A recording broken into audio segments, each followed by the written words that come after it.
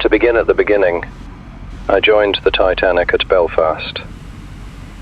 I was born in Nunhead, England, 22 years ago, and joined the Marconi forces last July. I first worked on the Hoverford, and then on the Lusitania. I didn't have much to do aboard the Titanic, except to relieve Phillips from midnight until sometime in the morning, when he should be through sleeping. On the night of the accident, I was not sending, but was asleep. I was due to be up and relieve Phillips earlier than usual. And that reminds me, if it hadn't been for a lucky thing, we never could have sent any call for help. The lucky thing was that the wireless broke down early enough for us to fix it before the accident. We noticed something wrong on Sunday, and Phillips and I worked 7 hours to find it. We found a secretary burned out at last, and repaired it just a few hours before the iceberg was struck. Phillips said to me as he took the night shift, "You turn in, boy, and get some sleep, and go up as soon as you can give me a chance. I'm all done for with this work of making repairs." There were 3 rooms in the wireless cabin. One was a sleeping room, one a dynamo room, and one operating room. I took off my clothes and went to bed. Then I was conscious of waking up and hearing Phillips sending messages to Cape Race. He was sending passenger messages.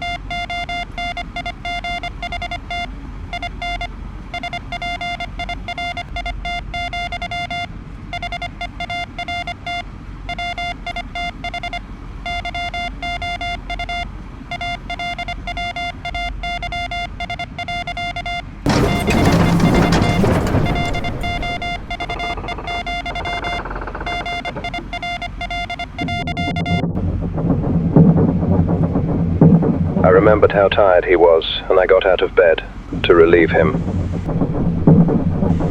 I didn't even feel the shock. There was no jolt whatever.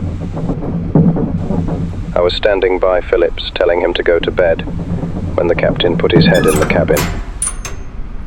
"We've struck an iceberg, and I'm having an inspection made to tell what it has done for us. You'd better get ready to send out a call for assistance. But don't send it until I tell you." The captain went away, and in 10 minutes, he came back. We could hear a terrible confusion outside, but there was not the least thing to indicate that there was any trouble. The wireless was working perfectly. "Send the call for assistance," ordered the captain, barely putting his head in the door. "What call should I send, Captain?" Phillips asked. "The regulation international call for help. Just that." Then the captain was gone. Phillips began to send CQD. He flashed away at it, and we joked while he did so. All of us made light of the disaster.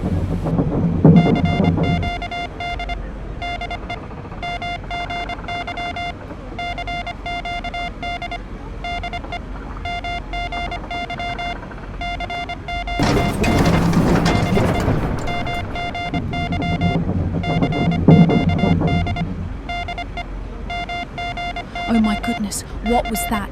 Did you feel that? It's like the whole ship just shuddered. I don't understand. The captain said everything was fine.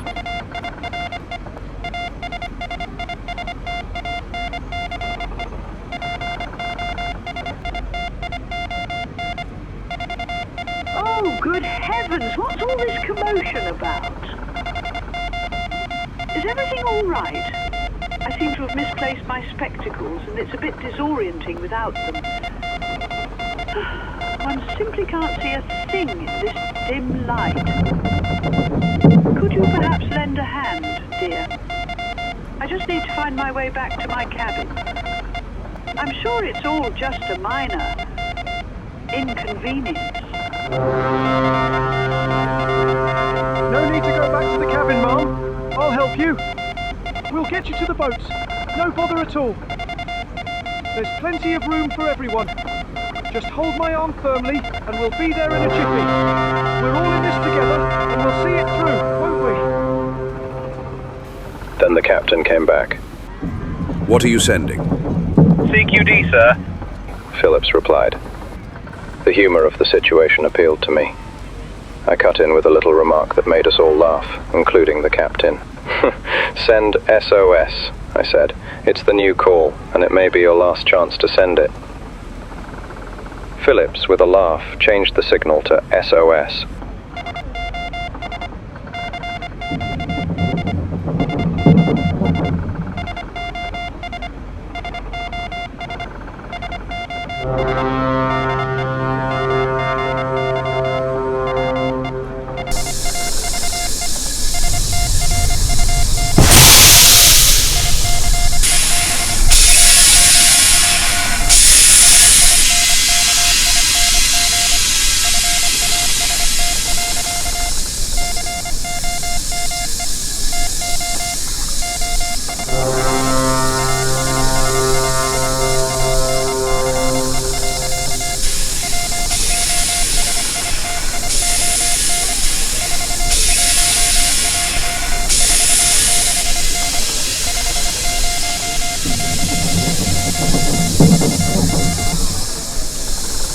The captain told us we had been struck amidships, or just back of amidships. It was 10 minutes, Phillips told me, after he had noticed the iceberg, but the slight jolt that was the collision's only signal to us occurred.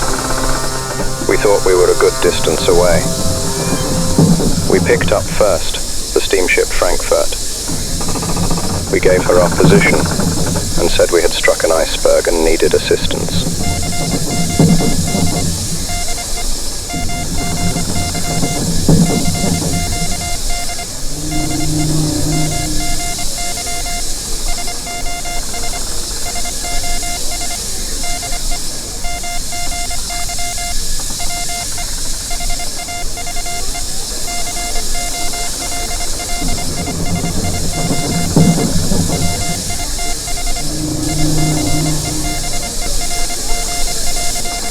Everyone, listen up. There's no need for panic. We've got this under control. Women and children first, quickly and orderly, please. Follow my instructions precisely. We're getting everyone into the lifeboats safely. No pushing, no shoving. That's it. Well done. We'll have you all to safety in no time. I can't believe this is happening. I need to go back to my room. I have my things there. No! We must go! We need to get to the boat. The Frankfurt operator went away to tell his captain. He came back and we told him we were sinking by the head. By that time, we could observe a distinct list forward. The Carpathia answered our signal. We told her our position.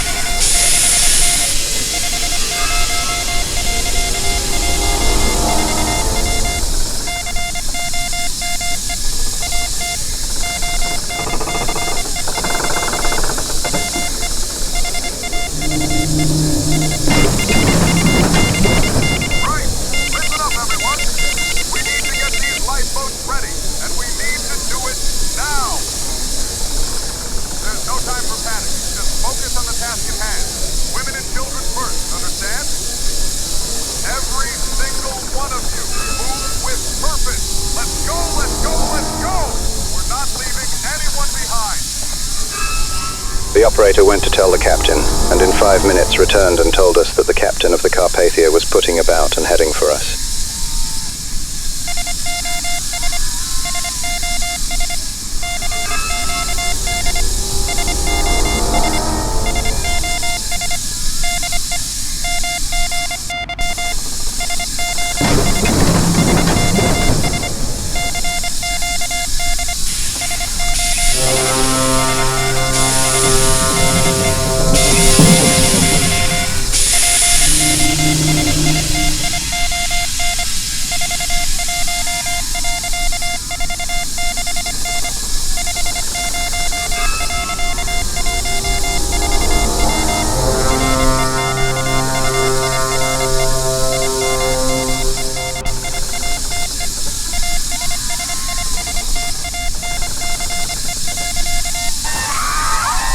Our captain had left us at this time, and Phillips told me to run and tell him what the Carpathia had answered. I did so, and I went through an awful mass of people to his cabin. The decks were full of scrambling men and women. I saw no fighting, but I heard tell of it.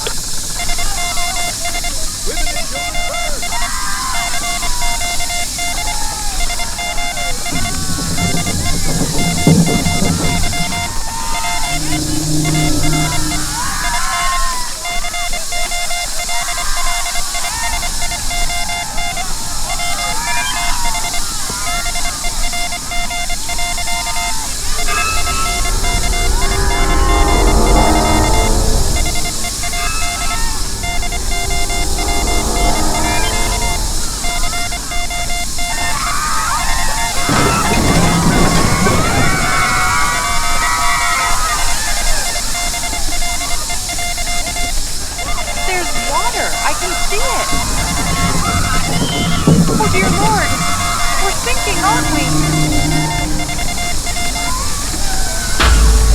I came back and heard Phillips giving the Carpathia fuller directions. Phillips told me to put on my clothes. Until that moment, I forgot that I was not dressed. I went to my cabin and dressed.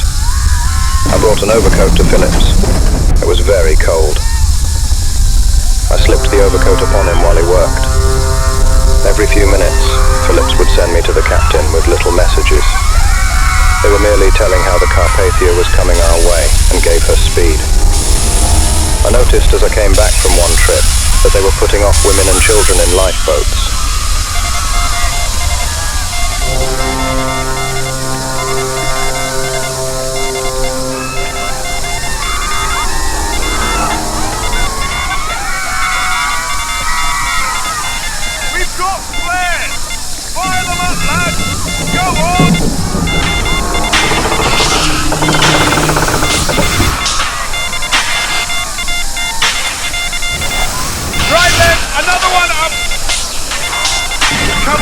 Keep them coming! We just need one of them to see us! One ship, that's all it takes! They're bright enough, aren't they? Someone's bound to spot these! We're not giving up! Not yet! We'll keep firing until help arrives! I noticed that the list forward was increasing. Phillips told me that the wireless was growing weaker. The captain came and told us our engine rooms were taking water and the dynamos might not last much longer. We sent that word to the Carpathia.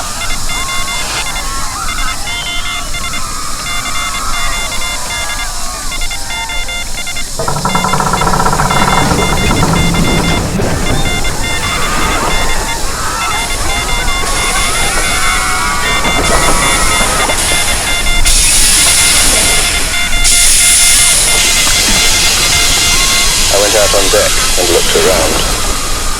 The water was pretty close up to the boat deck. There was a great scramble aft, and how poor Phillips worked through it, I don't know.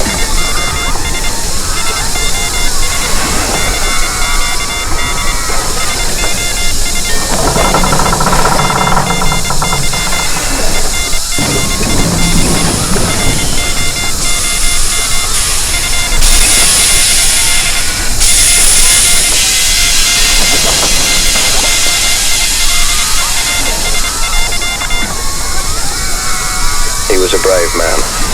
I learned to love him that night, and I suddenly felt for him a great reverence, to see him standing there, sticking to his work while everybody else was raging about.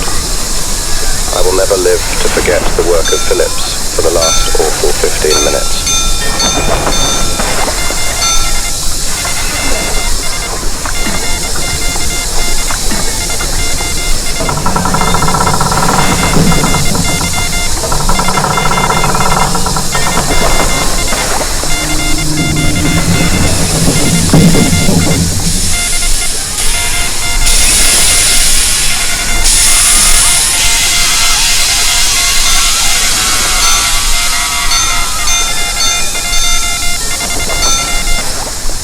I thought it was about time to look about and see if there was anything detached that would float.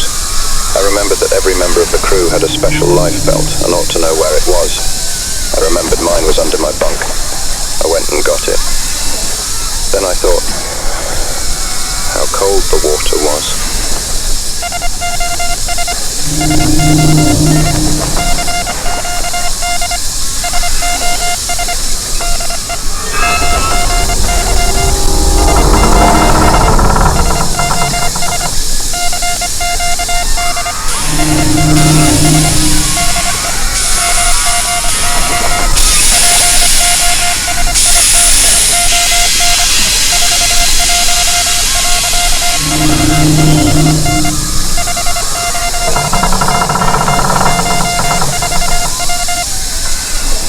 I remembered I had some boots, and I put those on, and an extra jacket, and I put that on.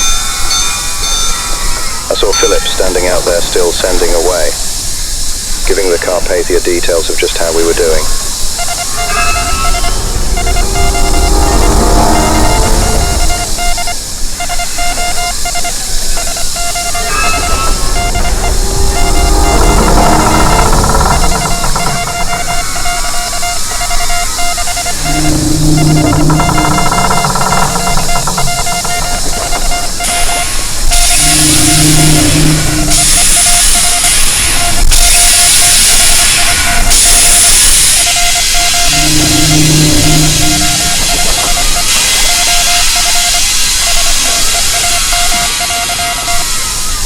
We picked up the Olympic and told her we were sinking by the head and were about all down.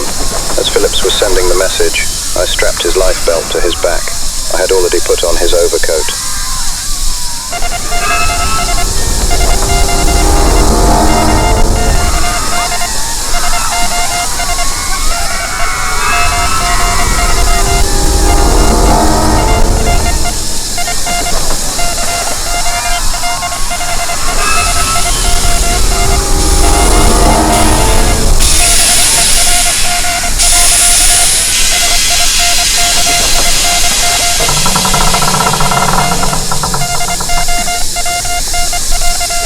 I wondered if I could get him into his boots. He suggested, with a sort of laugh, that I look out and see if all the people were off in the boats, or if any boats were left, or how things were.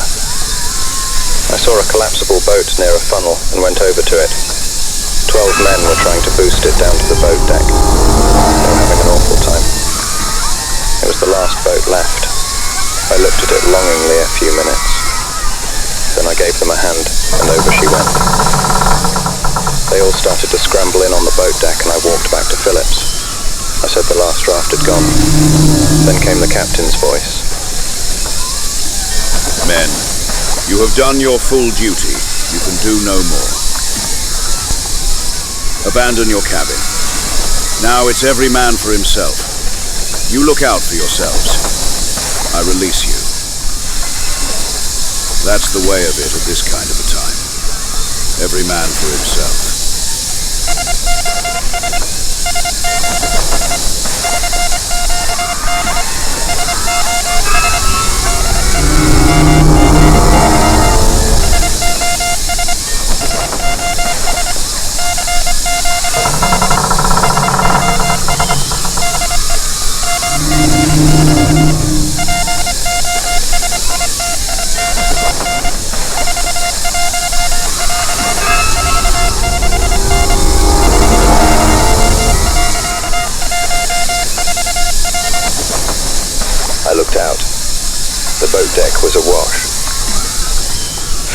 clung on, sending and sending. He clung on for about 10 minutes or maybe 15 minutes after the captain had released him. The water was then coming into our cabin.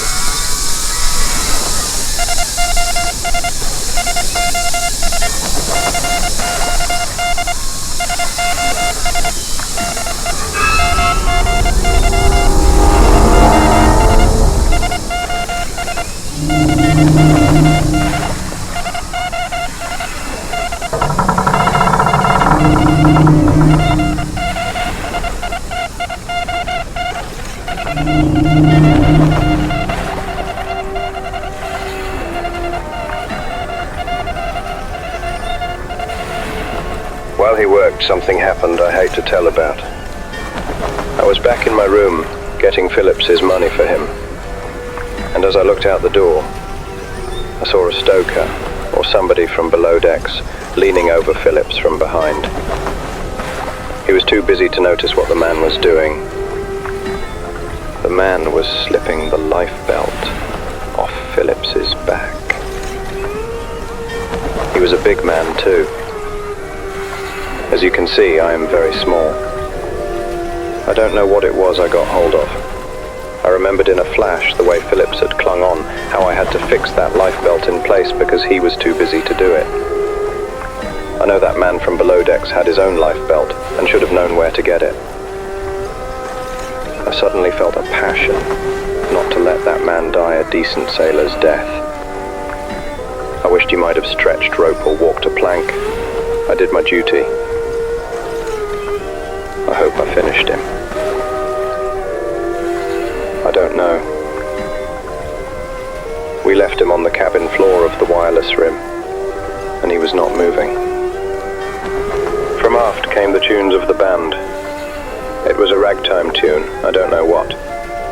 Then there was Autumn. Felix ran aft, and that was the last I ever saw him alive. I went to the place I had seen a collapsible boat on the boat deck, and to my surprise, I saw the boat and the men still trying to push it off. I guess there wasn't a sailor in the crowd. They couldn't do it. I went up to them and was just lending a hand when a large wave came awash of the deck.